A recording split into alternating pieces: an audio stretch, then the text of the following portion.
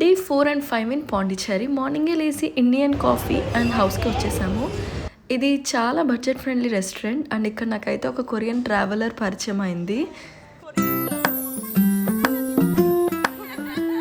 ఇక బ్రేక్ఫాస్ట్ చేసుకొని దారిలో స్ట్రీట్ షాపింగ్ కూడా కొంచెం ఫినిష్ చేసుకొని రూమ్కి వచ్చి ఫ్రెష్ అయిపోయి ఇక పాండిచ్చేరి ఎక్స్ప్లోర్ చేయడానికి అయితే స్టార్ట్ అయిపోయాం.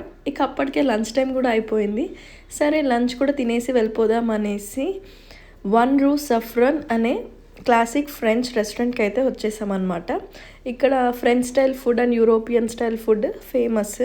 సో మనం ఎప్పుడు ఆంధ్ర ఫుడ్ టేస్ట్ చేస్తూనే ఉంటాం కదా, కొంచెం డిఫరెంట్గా ట్రై చేద్దాం అనేసి మనమైతే ఈ రెస్టారెంట్కి అయితే వచ్చాము. అంబియన్స్ అంతా చాలా బాగుందన్నమాట.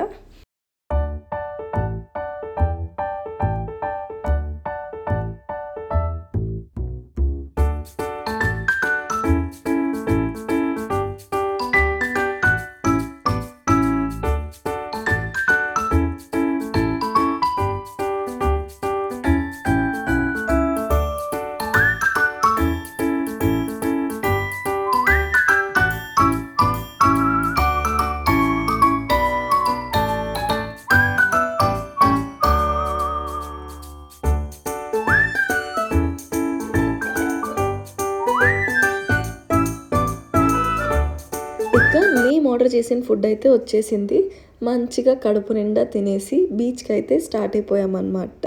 ఫుడ్ అయితే చాలా అమేజింగ్గా ఉన్నింది.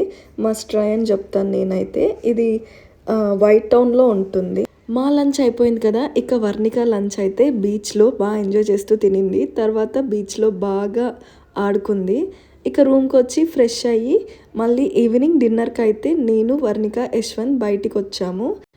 ఈ రెస్టారెంట్ ద పాస్తా బార్ వెనిటో, మంచి ఇటాలియన్ ఫుడ్ అయితే దొరుకుతుంది. ఇది కూడా నేను మస్ట్ ట్రై అనే చెప్తాను. మేము రెస్టారెంట్కి వెళ్ళిన తర్వాత బయట ఫుల్ వర్షం. నేను వర్ణిక యశ్వంత్ బాగా ఎంజాయ్ చేసాము. ఎందుకంటే వర్షం వల్ల మేము చాలా టైం అయితే స్పెండ్ చేసేసాము ఇక్కడే.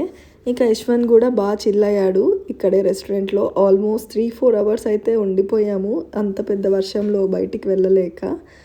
ఇక వర్ణిక కూడా పడుకునేసింది. ఇక రెస్టారెంట్ పేరు గుర్తుపెట్టుకోవడానికి వీడియో రికార్డ్ చేసుకున్నాను. ఇక మళ్ళీ మార్నింగే లేచి సన్ రైజ్ చూద్దాం అనేసి రాక్ బీచ్కి అయితే వచ్చేసాము. ఇది మా రూమ్ నుండి జస్ట్ 500 మీటర్సే. సో ఇక్కడికి వచ్చాము నేను Varnika Yashwant.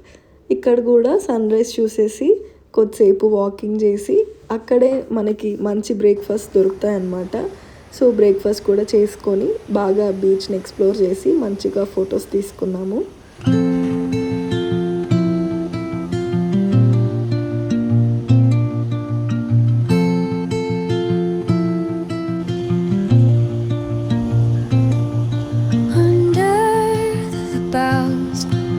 The shadows play, the wind hums songs at the break of day, whisper. ఇక ఇదే మా లాస్ట్ డే ఇన్ పాండిచ్చేరి. ఇక సన్ రైజ్ అయితే చూసుకొని రూమ్కి వెళ్ళి బ్యాగ్స్ అన్నీ ప్యాక్ చేసుకొని ఫ్రెష్ అయిపోయి ఇక లాస్ట్లో వెళ్ళేటప్పుడు మ్యాంగ్రూవ్ ఫారెస్ట్ బోట్ రైడ్. అంటే ఇది యాక్చువల్ మ్యాంగ్రూవ్ ఫారెస్ట్ కాదు, బట్ పాండిచ్చేరిలో మ్యాంగ్రూవ్ ఫారెస్ట్ బోట్ రైడ్. ఇది మేము ఒక ప్యాకేజ్లా మాట్లాడుకున్నాము. ప్రైవేట్ బోట్ 4 మెంబర్స్కి 2000 ఛార్జ్ చేశారు.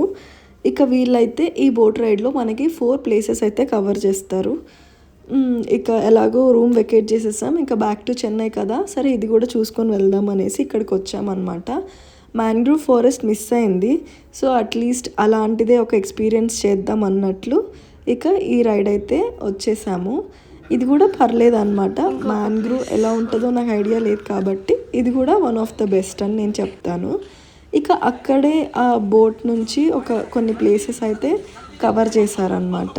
రైడ్ అయితే ఓకే, బాగానే అనిపించింది. ఒక వన్ టైం ఎక్స్పీరియన్స్ అని అయితే నేను చెప్పగలను. నీ బర్త్డేకి మాకు పార్టీ ఇచ్చావా?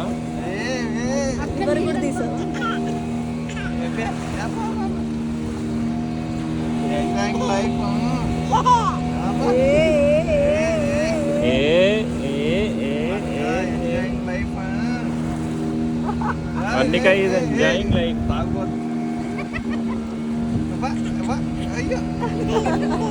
ఇక బోట్ నుంచి బయటకు వచ్చేసాక లంచ్ టైం అయిపోయింది. ఇక లాస్ట్ రెస్టారెంట్, ఇది కూడా one of the famous restaurant in Pondicherry. ఇది కూడా ఫుడ్ అయితే చాలా బాగుంది, అంతా నాన్ వెజ్. ఇది కూడా మస్ట్ ట్రై అనే చెప్తాను. ఈ రెస్టారెంట్ పేరు అయితే గుర్తులేదు. తమిళ్ వాళ్ళు మీకు ఎవరికైనా తెలిస్తే నాకు కామెంట్ చేయండి. Thanks for watching.